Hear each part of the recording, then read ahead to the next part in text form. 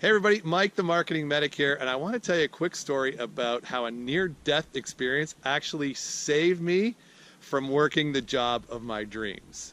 Now, the date is August 11th, 2002, and I'm on the top of a cliff. I'm preparing a rappel for a client, and I actually fell off that cliff. I broke my arm, I broke my leg, I broke my back. I was knocked unconscious. My dog had to wake me up, and then I had to actually hike out a half a mile to wake my wife so that she could take me to the hospital. And that is the story of my near-death experience. But the moral of the story is how that experience saved me from working the job of my dreams, right? Now, to understand that, you have to know what I was doing on August 10th, 2002. Okay, on August 10th, 2002, I was arguably one of the top paramedics in all of Canada. I was the paramedic supervisor for the flagship helicopter base in Ottawa, Ontario, Canada.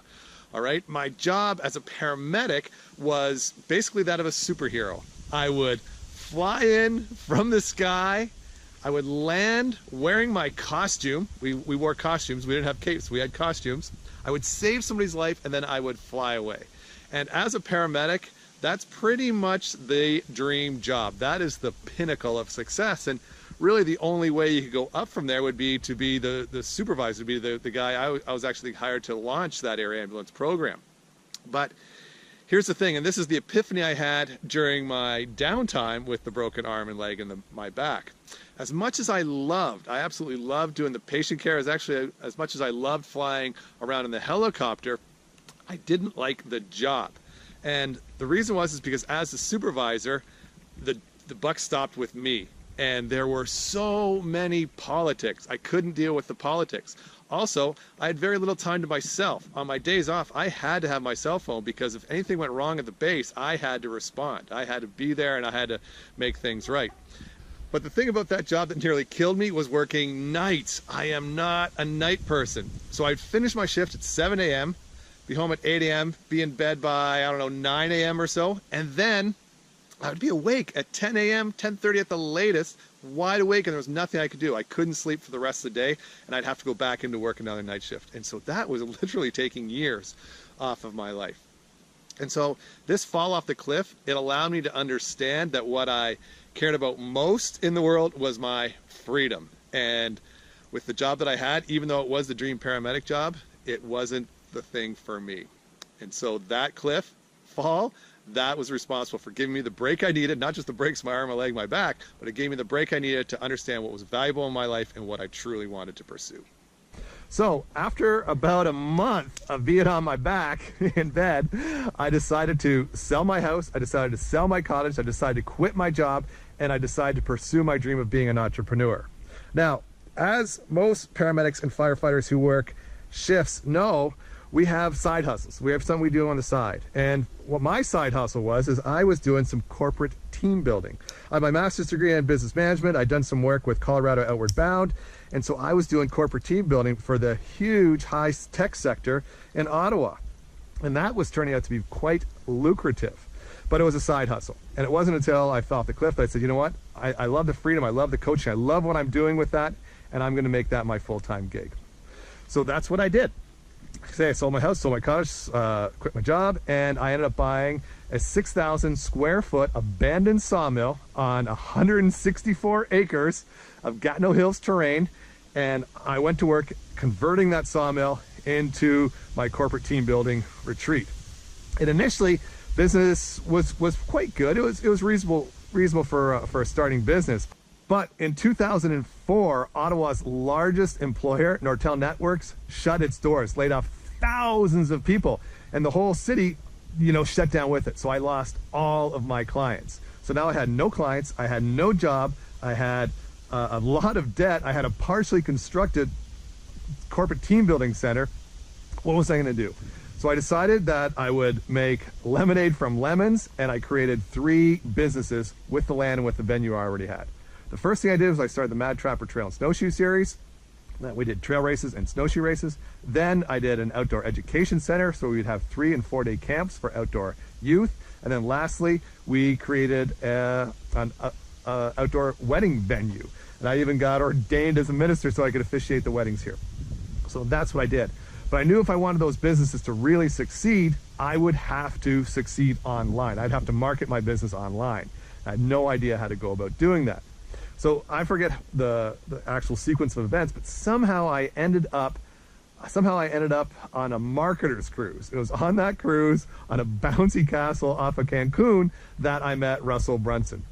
And Russell and I, we really hit it off. We sort of struck up a friendship right away. And I'm not sure how I paid for it, but somehow I got into his, at the time, his top level coaching program, his Ignite Inner Circle. And once in there, Russell took me under his wing. He taught me everything he knew about funnels, and I started to apply it to my businesses, my 3 brick and mortar businesses, as well as my network marketing business, Isogenics. And the success came really fast. And because of the results I was getting from that, Russell started to refer me to some different clients. I got referrals from other people, and I created a funnel building agency.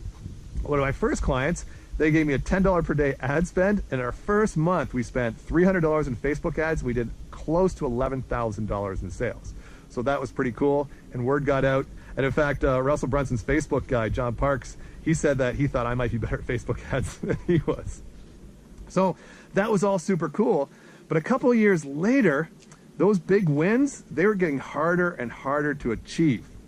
And the reason for that is because more and more people were using funnels, and our audience is just becoming more skeptical, more aware of that tactic. So I realized that if I really wanted to succeed in business, then I would have to learn some better strategy. So I went to the guy who guys like Russell Brunson goes to when they need help with their business strategy, and that's Todd Brown. I joined Todd's inner circle, and again, Todd and I really hit it off. He also took me under his wing, taught me everything he knows about marketing strategy. And from what I learned from him and what I learned from Russell, I actually applied all of that stuff to what I'd done as a paramedic. And I created what I now call the empathic marketing strategy. And what that is, it's kind of like a 2-step thing where it's basically really getting to understand your audience, what their true pain points are, what the true solutions they are they're looking for, and delivering them in a way that they are really responsive and receptive to. All right? And with that strategy, that puts you at a whole different level. Now you're not just working with funnels, now you're working with smart funnels that have true, tried and tested strategies behind them. All right? So that's what I did, created the empathic marketing strategy. But the thing was, I was getting more and more clients, and now I was back to where I was as a paramedic. I was working all the time, and I was stressed all the time. And I looked, and I decided that what I really like to do was I really like coaching people. So I turned my empathic marketing strategy into an online course.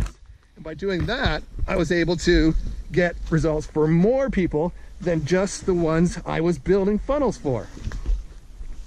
And so by doing that, now I'm able to help so many people so much faster, get so many more results. And that's where the Marketing Medic came from today. And if I hadn't fallen off that cliff, in 2002, I would just be a medic now, and I wouldn't be a marketing medic. So if you've got a business and you think that you need help with your strategy, maybe the Marketing Medic and the empathic marketing strategy can be of service. So what I want you to do is go to my website, www.marketingmedic.ca. You can learn more about me, you can learn more about the empathic marketing strategy, and there's usually a free offer on that page that you can link to that will help you with your business pretty much right away. So if that's of interest to you, click on whatever link you can find on this page and check out www.marketingmedic.ca and see how an empathic marketing strategy can help grow your business. All right, that's me, the Marketing Medic, down the cliff, ready for the next adventure. All right, talk to you soon. Bye-bye.